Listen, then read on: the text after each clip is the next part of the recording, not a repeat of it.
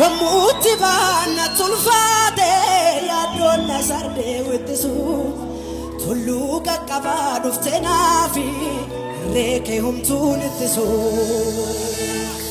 Bakka hada fabba bole safira inabalu lakina wabira situ jiranjira Bakka hada fabba bole safira inabalu lakina wabira situ jiranjira